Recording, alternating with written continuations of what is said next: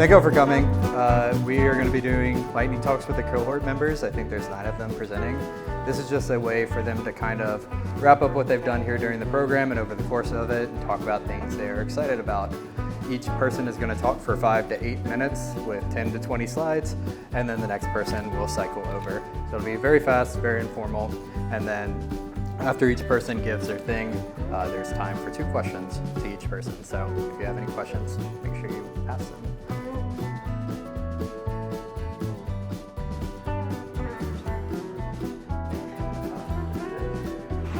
Hi, I am Dakari Butler. That is my email, my Instagram. I also have business cards over there. All right. So, first I'll get into a background about me. So, I was born and raised here in Dallas, Texas. I received my Bachelor's of Fine Arts in Drawing and Painting at the University of North Texas, although I don't do much drawing and painting as much, but we'll get into that. And I've shown my work in galleries such as Plush, 500X, Station Boards Art Fair, Greater Denton Arts Council, and I had my first solo show at Arts Fort Worth. Woo, thank you. All right, so one kind of very, very important element that my artwork has is the exploration of the tactile. So I create artwork that can be touched, breaking from the typical gallery etiquette. So typically when you go into a gallery, there's this kind of like you can't touch, white walls, very traditional, maybe even like a line. One of my goals is to break that line. I want people to interact with my artwork and truly connect, because I have always been a tactile person. I have memories as a young girl, like going to the store with my mom, and of course, if this was like the grocery aisle me, touching everything, and my mom would just yell at me like, don't touch it, you break it, you buy it. And touch has been like such a taboo, I think, since maybe the dawn of time, I don't know. But I just really want to break that taboo of touch. Touch is very important. And then also another goal of mine is to have interaction.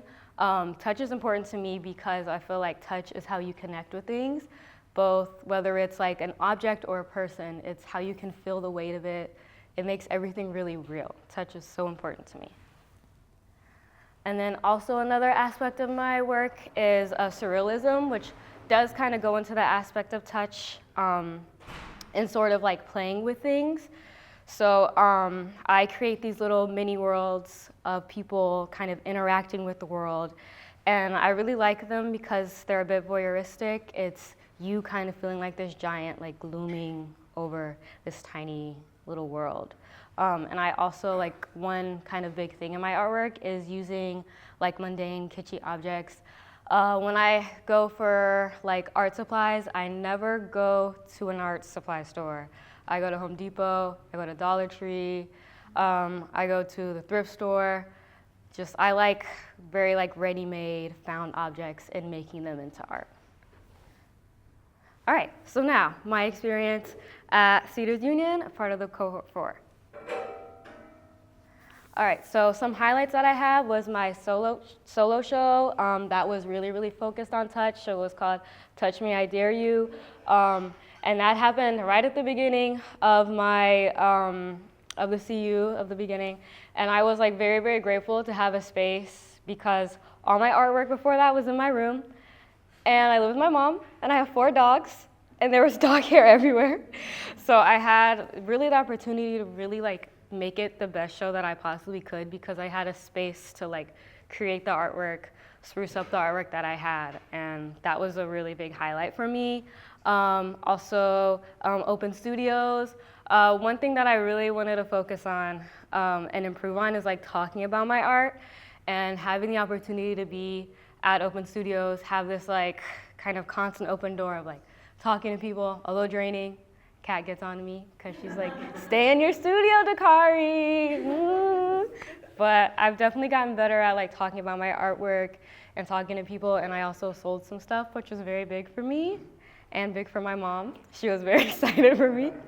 Also, my artwork was selected on the CU postcard, so it was really, really cool to see like my artwork on something and being selected for something, so that was great. And then also similar to the open studios, the speed crit with curators and the gallery owners. one goal that I had when coming into here was like, I want to be more connected with the art world. I felt like I graduated, I got my bachelor's, and then I was kind of just like, okay, I moved back home. I had no kind of foundation of artists, like no one to talk to, no curators, nothing. And I feel like I really had the opportunity to like meet people actually a part of the art world, which has been great. So in terms of how my artwork like expanded throughout this entire experience, I feel like I was able to really just go bigger. Has always been like my dream, and it's hard to go bigger when you, again, live in a house with 4 dogs. And so one of the kind of my favorite things that I've had is like expanding on those mini worlds. I was able to make like a whole china cabinet of these mini worlds and these little glasses, and I was able to really think about like, because interaction is such a big part of my work of like, how can I make these mini worlds interact, not just within like, within the story themselves, but with you. And having this like china cabinet and you walking in and like kind of this idea of like, it's very nostalgic almost in a way. It reminds me of my grandma's china cabinet, and just really like being able to just make something big and very important to me and having the space to do that. And that was like really, really great. And then so I took this china cabinet and I even expanded even more upon it, and I made a little toilet with my little swimming people, and that was great. By the way, if you ever want to bedazzle a toilet, just know it takes a good 50 hours. I did not think it would take that long. I was a fool. I was like, I can knock this out 3 days. Nope.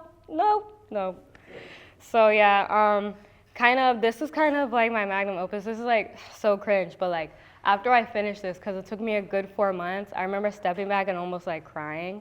And I was like, ew, why am I crying? But I was just so happy when I did this, because like I don't think I could ever create anything without like this, without the Cedars Union, without what they have supplied me.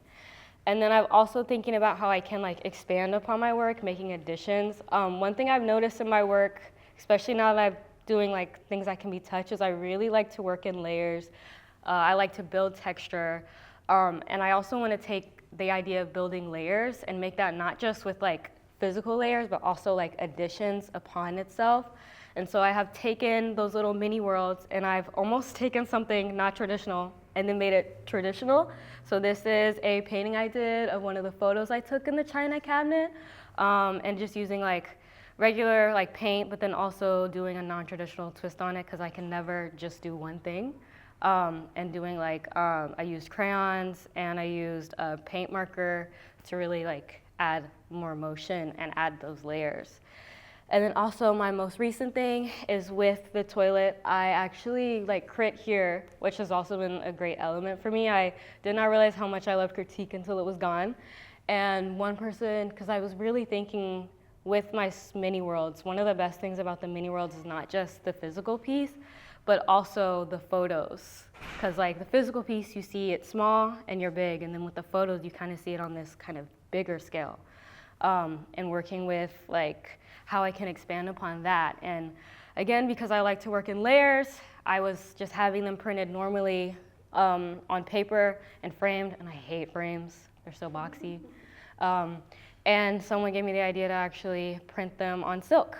And so I'm kind of working with like photo printing, and it's also kind of bringing that idea of fibers, which is also very important in my artwork. And this is kind of what I'm still working out, because I do plan to like embroider, bead it, add more and more layers, because that's just something important to me. I can never just do one thing. I gotta layers and layers and layers and layers. But yeah, that is it. Thank you so much. Oh yeah. And then, does anyone have any questions for me? Yes. Is there a resource that you thought you would use but didn't, or a resource that CU has that you didn't think you would use but you ended up really relying on? I thought I would man up and use the wood shop more, but I'm still scared. So, but the good thing is, I mean, Matt is there if I ever need it, and it's very helpful. And then in terms of, I guess, I really am kind of like, I wish I would have gone to more artist talks and like more of the like kind of like listening to someone speak. Because I went to my first one maybe like a month or two ago, maybe longer. I don't know, time is fake. But I went sometime and I was like, oh, I should have went to more of these because those are really helpful. And oh, the fireside ones. I haven't been to one of those. That was a big L for me. I didn't go to any of those. Are there gonna be more? Yay! Okay, then maybe those are kind of the two ones. Just like seeing other artists talk. I really want to do that more, and I still have time, so that's it. All right, any other questions? Yes? Do you have another studio lined up so you don't have to go out here on your art? Yes, I do. At Art on Main, which is exciting.